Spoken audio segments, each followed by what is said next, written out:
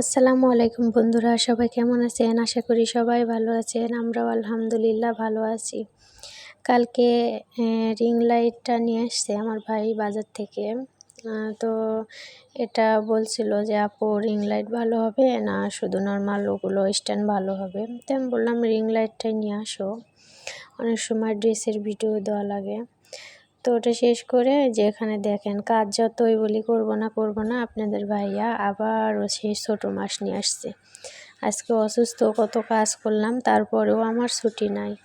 তো এখানে মাছ কিভাবে কাটবো বলতেছিলাম, এখানে আরও কিছু আনছে, কাঁচা বাজার, কাঁচা মরিচ, আলু টালু এগুলোই আনছে। তো আমার আম্মু এসে পড়েছে। আমাদের যেখানে আমি থাকি সে পাশে আমার হলো আম্মু থাকে। তো বলতেছে তুমি আজকে তো অনেক কাজ করলে, তাহলে মাছটা তোমার সাথে মিলে আমিও কেটে দিই, তাহলে তোমার ভালো হবে। তো আম্মু এভাবে কেটে মাছটা ধুয়ে দিচ্ছিল। তারপরে আরও অনেক কাজ করে দিছে আমাকে।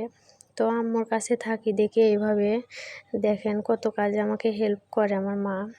আমিও যখন সময় পাই হয়তো যে করি, আমি তো অনেক ব্যস্ত থাকি, বেশিরভাগ আমার আম্মুই আমাকে কাজে হেল্প করে। তো আম্মু মাছ ধুচ্ছিল, আমি এদিকে পেঁয়াজ কেটে নিচ্ছিলাম। পেঁয়াজ আলু দিয়ে আজকে ছোট মাছ পুরপুরি হবে। তো এটা আমাদের রাজশাহী ভাষায় পুরপুরি বলে, আপনারা কি বলেন কমেন্টে জানাবেন। তো আমি এখানে অনেকগুলো পেঁয়াজ ছিলিয়ে নিয়ে কেটে নিচ্ছিলাম। তো আম্মু বলছিল তুমি পেঁয়াজ কেটে নাও, আমি এদিকে কাঁচামরিচগুলো বোটা ছাড়িয়ে নিই। তো কাঁচামরিচের বোটা আম্মু ছাড়িয়ে নিচ্ছিল। আর বোটা সহ রাখলে কি হয়, ফ্রিজে নষ্ট হয়ে যায়। তো মায়ের ভালোবাসা যে কত বড় আল্লাহর দেওয়া নিয়ামত, এটা আমি নিজে ফিল করি। তো মা কাছে আছে দেখে সব কাজে হেল্প করে আমাকে, দূরে থাকলে হয়তো পারতো না, আর এভাবে অন্য কেউ আমাকে হেল্প করে না। এইভাবে দুই মা মেয়ে গল্প করতে করতে কাজ করে নিচ্ছিলাম।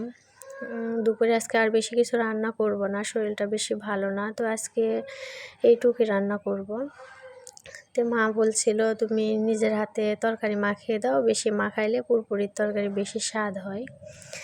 তো আমি বলছিলাম আচ্ছা ঠিক আছে, তুমি তাহলে আমাকে মরিচের বোঁটাগুলো ছাড়িয়ে দাও, আমি পরে এগুলো রান্না করি। তো এই যে দেখেন এইভাবে অনেকগুলো আলু পেঁয়াজ সব কিছু কেটে নিচ্ছিলাম। তো মূলা শাক আনছিল কিছুদিন আগে, মূলা শাকের সাথে কিছু ছোট ছোট মূলা আসে, সেগুলো ফ্রিজে রেখে দিছিলাম। তো বললাম কোনো দিন মাছ নিয়ে আসলে সেগুলো দিয়ে চচ্চড়ি করব। তো ফেলে দিতে চাইছিলাম, মা বলে না ফেলে দিও না, এখন যে তরকারির দাম তুমি এগুলো কেটে তরকারিতে দিতে পারো, আরও মজা হবে। তো আমি দিয়ে সব রকমই যে মশলা দিয়ে এগুলো ভালোভাবে হাত দিয়ে চটকে মেখে নেব। পুরপুরির তরকারি বলেন তো বেশি মাখালে যত মাখাবেন ততই স্বাদ। তো আমি এভাবে মাখিয়ে নিয়ে ছোটো মাছগুলি দিয়ে আবার অল্প করে মাখিয়ে নিচ্ছি।